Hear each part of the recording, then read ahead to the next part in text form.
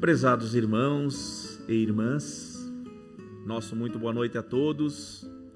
É o nosso desejo de que a paz do amigo Jesus esteja no coração de cada um de nós, estendendo essa nossa saudação a todos os nossos amigos e amigas que nos acompanham através das mídias sociais e nos permitem assim estarmos juntos em vossos lares.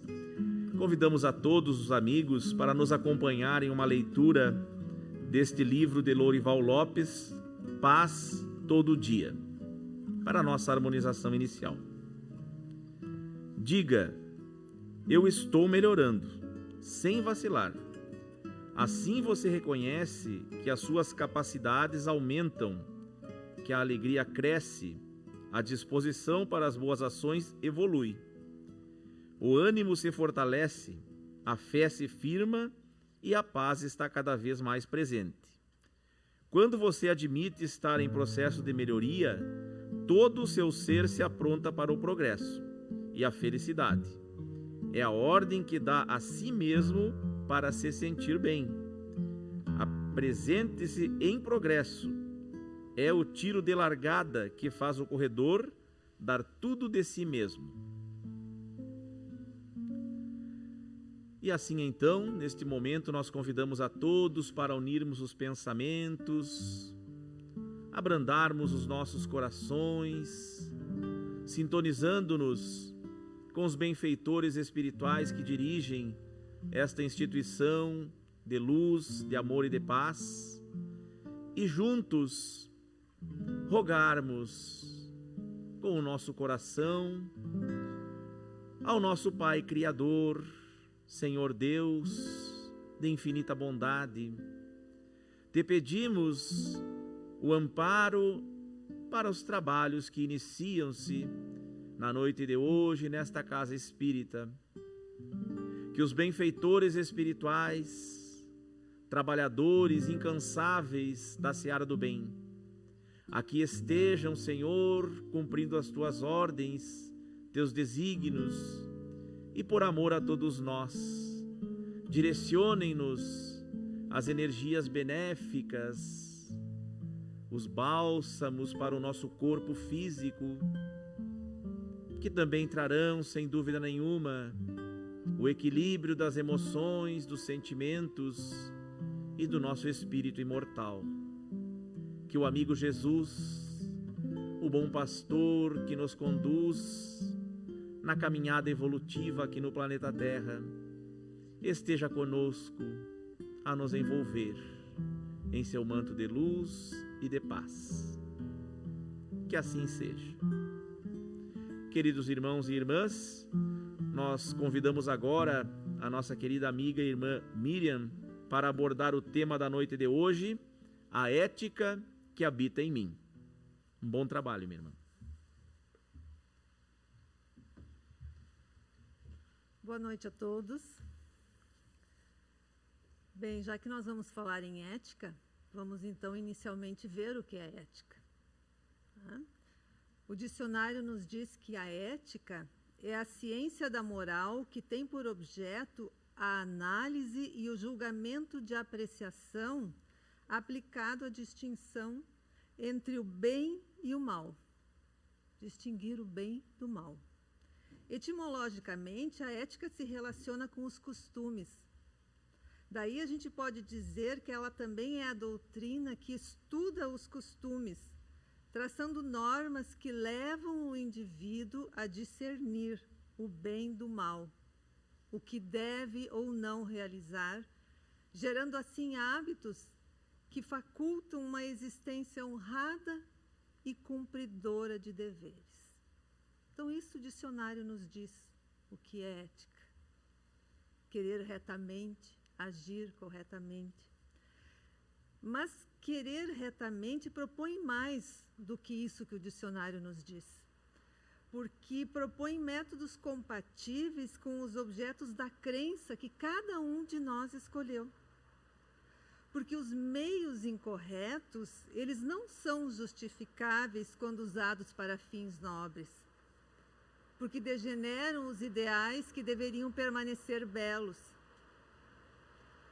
Sem o uso dos meios correspondentes, as realizações perdem a qualidade de que devem se revestir. Então, aquilo que a gente costuma ouvir, que os fins justificam os meios, não é verdadeiro e principalmente não é ético. O ser humano, ele se descobre um indivíduo a partir do momento em que ele começa a aspirar a algo melhor, saindo daquele estado de mesmice que o iguala a todos, como um ser misturado nos demais, agindo igual, sem pensar, sem crença pessoal, sem convicções, sem aspirações. Apenas aquele deixa a vida me levar. Então chega um momento em que nós tomamos conta da nossa personalidade, o eu indivíduo. E aí começamos a perceber a ética que existe em cada um. E frequentemente nós somos apresentados a vários segmentos religiosos que nos mostram um Deus punitivo. Até que um dia nós encontramos o Deus libertador, apresentado pela doutrina espírita. E esse é o ponto básico para nós iniciarmos as nossas reflexões de hoje. A ética relacionada, complementada por este Deus, pelas nossas crenças. Porque quando nós compreendemos as razões do porquê nós cremos em algo, a nossa crença se torna equilibrada, se torna prudente, conciliadora. É claro que eu não tenho como afirmar com isso que nós somos capazes de executar, ou seja, de fazer tudo aquilo que nós cremos. Mas sim, nós temos que crer em tudo aquilo que nós fazemos, porque isso promove um processo de paz interior, de equilíbrio de atos, de consciência, de conduta, que faz com que nós tenhamos mais serenidade ao proferir os nossos pensamentos em público, ao falar da nossa fé, da nossa verdade. Porque enquanto nós estamos sozinhos, nós ainda conseguimos equacionar muito dos problemas que permeiam o nosso imaginário. Mas fica difícil quando nós somos confrontados com a realidade dos que nos cercam, com o meio onde nós estamos inseridos. E questionado se o ponto de vista que nós abraçamos, que nós professamos e pactuamos como regra de conduta é o certo, muitas vezes nós titubeamos. Não por duvidar daquilo que nós já sabemos, mas porque as relações emotivas que neste momento são colocadas em xeque, nos convocam a uma revisão sobre o assunto, sobre aquilo que nós já pensamos, que nós temos como correto. E muitas vezes nós sentimos culpa sobre algo de que nós não somos culpados, de pensarmos diferente, de seguir uma conduta diferente. E não somos culpados porque seguir a consciência tranquila dos princípios morais escolhidos é uma regra para todo aquele que deseja viver em paz. Mas, por outro lado, nós vemos seres a quem nós estamos vinculados emocionalmente, nos solicitando um outro entendimento da vida, nos mostrando que não é tão ruim seguir por pequenos atalhos. E quantas vezes nós somos convidados a seguir por pequenos atalhos? E quantas vezes nós seguimos por eles? Mas talvez a gente se deixe levar porque o nosso querer não esteja educado o suficiente. E essas palavras não são minhas, de que o nosso querer não é educado o suficiente. Essas palavras são de Joana de Ângeles. Lá na obra Plenitude, o capítulo 8, o título é Caminhos para a Saúde. Crer retamente conduz ao querer retamente. E é um capítulo muito interessante que vale a pena a gente ler. E ela nos diz que não é errado querer o mais fácil, não. Mas se essa escolha representa dificuldades futuras, porque desonra o ideal abraçado por nós, melhor será caminhar pela estrada da dificuldade. É o que ela nos diz. O que ocorre é que nós nos sentimos fascinados. Este ou aquele caminho parece acolhedor quando nós somos convidados a seguir por aqueles que nos acompanham, mas que não são corações evangelizados ainda pelo Cristo, mas são aquelas pessoas que nós convivemos, que nós temos estima, que nós gostamos. Então nós nos fascinamos às vezes por este caminho. Porque evolução é um processo de esforço, de persistência e de sacrifício. Esforço, persistência e sacrifício. E ela não ocorre de sobressaltos. Se nós elegermos por regra de conduta esses 3 mourões em nossas vidas, esforço, persistência e sacrifício, esse processo vai acontecer, mas lentamente. Mas nem sempre nós estamos no mesmo patamar evolutivo que os nossos pares, que os nossos companheiros de trabalho, que os nossos familiares, nosso grupo social. E alguns desses corações amados por nós ainda não abraçaram o entendimento como proposta de mudança interior. Não abraçaram a renúncia como palavra de ordem para a elevação moral, e nem o amor como um estandarte de prenúncio do reino de Deus. E então, por enxergarem a vida sob outro prisma, nos convidam a reviver outros caminhos, pelos quais nós já trilhamos no passado. Já aproveitamos, já tivemos prazeres, paixões, mas caímos. E nos encontramos muitas vezes em alguma situação penosa, justamente por causa dessas escolhas, desses caminhos. E essas escolhas, então, entre aquilo que nós sabemos e o que os nossos companheiros escolhem e tentam nos levar, são as mais difíceis. Mas Joana de Ângeles nos diz que não há o que questionar diante de tais propostas. A perseverança no crer, diz ela, leva à retidão do querer e à educação do pensar, personificando no nosso agir a forma correta de existirmos. A perseverança no crer leva à retidão do querer e à educação do pensar, e personifica no nosso agir a forma correta de existir. Pode levar tempo, precisa de exercício, mas nos leva a um estado de paz interior, de equilíbrio físico e emocional, que subsidia o nosso comportamento e nos alimenta. É em si mesma que cada pessoa encontra forças para continuar na proposta evolutiva escolhida, quando decide crer de uma forma correta. É em nós apenas que nós encontramos força. Por quê? Alinhando o nosso pensamento à ação, alinhamos também o psiquismo, ou seja, o mundo das ideias, com o mundo objetivo. As críticas ao nosso comportamento, quando agimos assim, surgirão de todas as partes, sem exceção. Principalmente porque não representamos uma forma de agir normal, um modismo social ou cultural. Entretanto, se nós estamos vivendo de acordo com quem nós somos, nós teremos coragem de ultrapassar essas barreiras na nossa caminhada.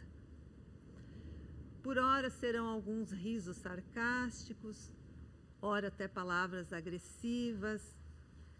Em outros momentos aparecerão elogios dourados, que na verdade esconderão propostas obscenas de manchar o ideal abraçado por nós, porque estimula a nossa vaidade, né? O lícito, a licitude está em sermos fiéis ao que acreditamos e à lei divina que já está dentro de nós. O véu do conhecimento se descortina pouco a pouco, sendo que aquilo que já foi processado em entendimento não se perde em nós, mas muitas vezes fica adormecido em função da nossa inércia moral. Nós agimos como os outros agem, porque os outros agem assim, e a gente vai levando. E pode dar a impressão que a gente degenerou. Tanto que Kardec, lá no Livro dos Espíritos, na questão 118, ele pergunta: podem os espíritos degenerar? E a resposta é não. À medida que avançam, compreendem o que os distanciava da perfeição. Concluindo uma prova, o espírito fica com a ciência que daí lhe veio e não a esquece. O que a gente já aprendeu, a gente não esquece. Eles terminam assim: pode permanecer estacionário, mas não retrograda.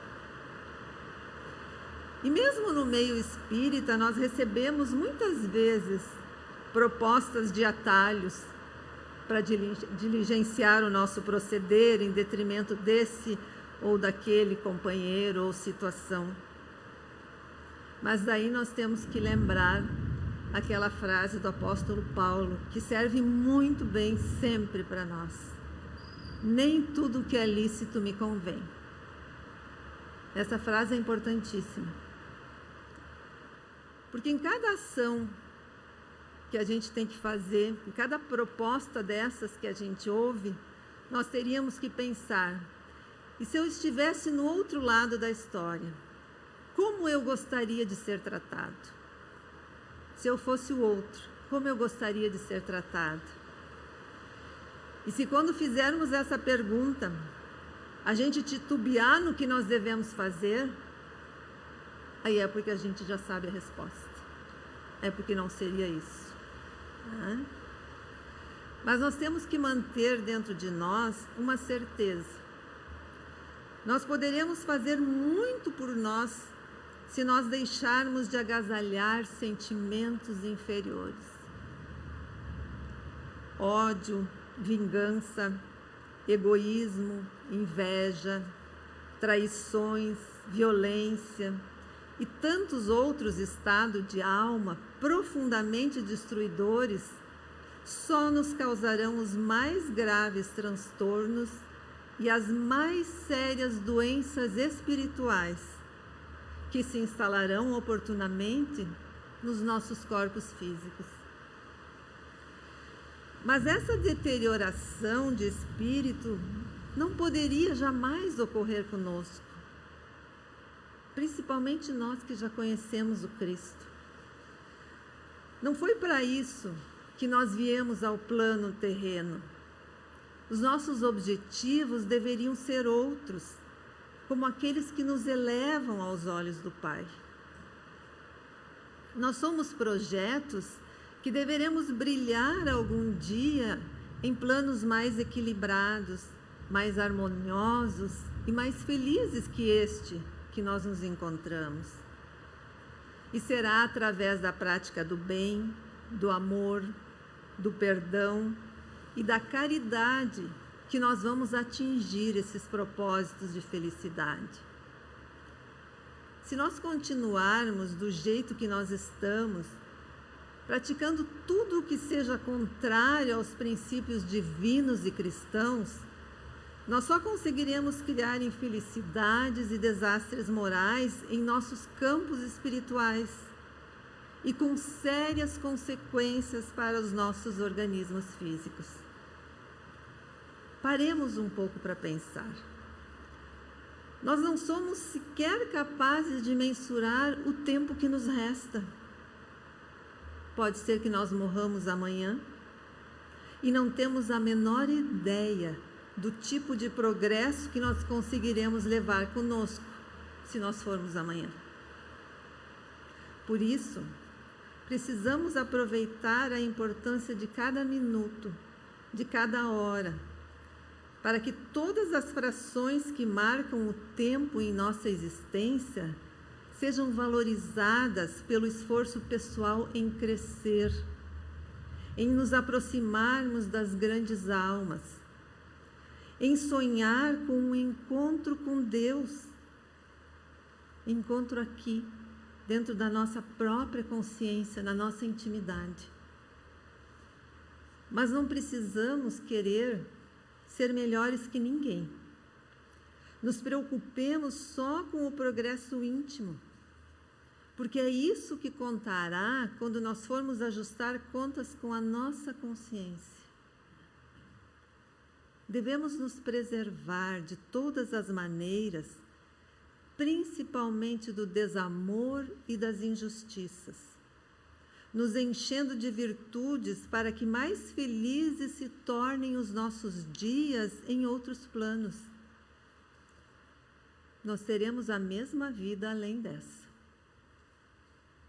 Pobres dos infelizes que desdenharam em cima dos valores morais e religiosos.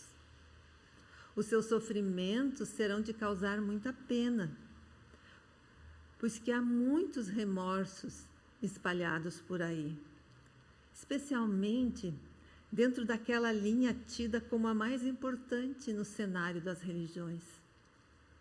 Nós não podíamos ter agido da forma desumana, cruel e traidora de todos os princípios ditados por um Cristo renovador, extremamente sábio e humilde, capaz de pedir que perdoássemos uns aos outros quando a própria crença se tornou a maior fonte de desigualdades, de poderios bélicos, de vandalismo, castrador de ideias, de sentimento e de esperanças de muitas pessoas.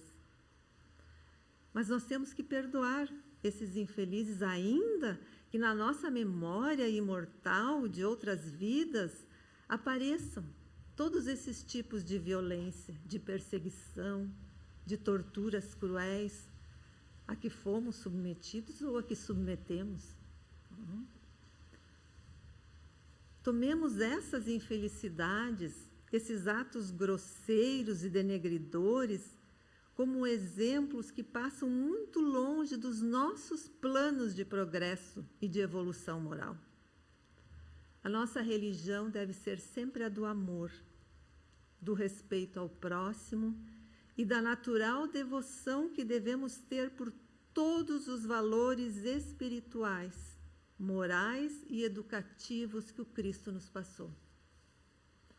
Cresçamos então, mas dentro de nós.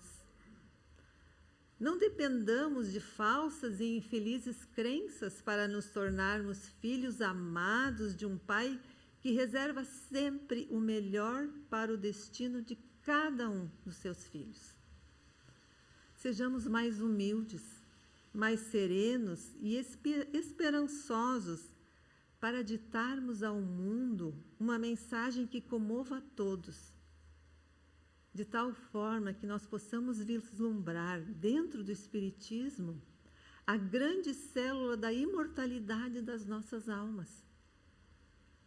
Não que nós queiramos reduzir a importância de outras crenças, mas é somente através do conhecimento pleno de uma filosofia e de uma ciência inteligentes, racionais, claras e objetivas, que nós poderemos lutar para incluir em nossos espíritos a verdadeira luz de Deus. Há inúmeras religiões que poderiam servir de bandeiras para o nosso fortalecimento espiritual. Mas só aquela que descerra as portas da imortalidade é que poderá nos levar à vitória sobre o peso incômodo das nossas inferioridades de espírito, inferioridades de alma e de coração. Então, que saibamos estudar o Espiritismo para encontrarmos em seus ensinos explicações que detalham com maior clareza os nossos objetivos da vida. Nós não podemos perder mais tempo. As estradas da vida espiritual já estão pavimentadas pelos bons propósitos daquela técnica que nós repetimos em quase todas as palestras aqui, de conhecermos a nós mesmos. Isso a doutrina espírita nos faculta. Estudemos a nós próprios, para que dessa imensidão de ações desconhecidas surjam algumas delas aptas a nos incentivar às mudanças íntimas, a nos incentivar aos esclarecimentos das nossas almas, nos trazendo alento e a esperança de que necessitamos para quê? Para sermos mais humildes, para sermos mais justos, mais tolerantes e assim mais abençoados pelas forças divinas. Sejamos irmãos uns dos outros para que se cumpram todos os prognósticos da melhoria íntima, de avanços interiores, de marchas de alento e força em direção às grandes causas da vida.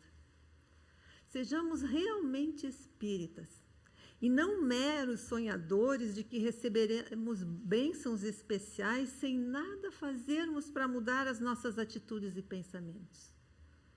A ilusão de que apenas conhecer a doutrina espírita nos faria merecedores de bênçãos. A gente sabe que não é assim. Elementos de alma renovada, de espíritos fortificados pela fé e pela esperança, acabarão produzindo no mundo os melhores exemplos de como devemos agir para curar todas as feridas que se inserem em nossos corpos físicos, mas em decorrência dos nossos desacertos morais e espirituais. A limpeza, a higienização da alma nos esperam.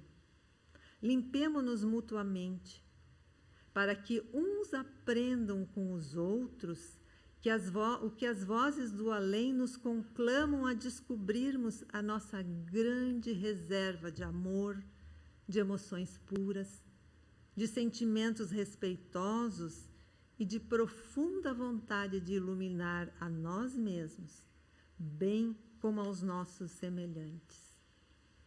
O amor está aí.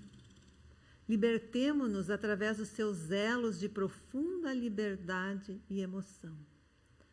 Nós já ouvimos muito que só o amor liberta. Então fica essa reflexão, nós pensarmos a ética, o título da palestra é A Ética que Habita em Mim. Qual é a ética que habita em mim? Ou será que eu vivencio, se eu exteriorizo a ética que habita em mim? Ou eu apenas sigo o mundo exterior e pela minha inércia moral eu deixo a minha ética cristã adormecida? É uma reflexão importante para nós pensarmos, principalmente neste momento, em que sempre, mas nesse momento em particular, em que surgem alguns conflitos, algumas dúvidas, alguns modismos, é importante nós fazermos essa reflexão. Espero que tenha ajudado os irmãos. Uma excelente noite a todos.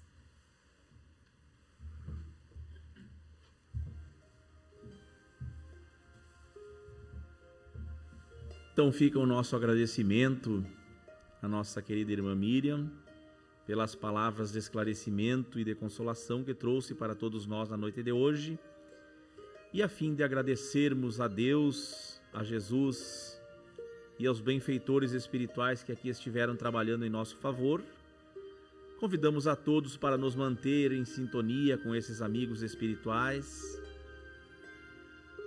e com o nosso coração aberto e profundamente agradecido ao nosso Pai Criador, dizermos muito obrigado, Senhor, pela oportunidade que a Tua misericórdia nos proporcionou de estarmos reunidos na noite de hoje,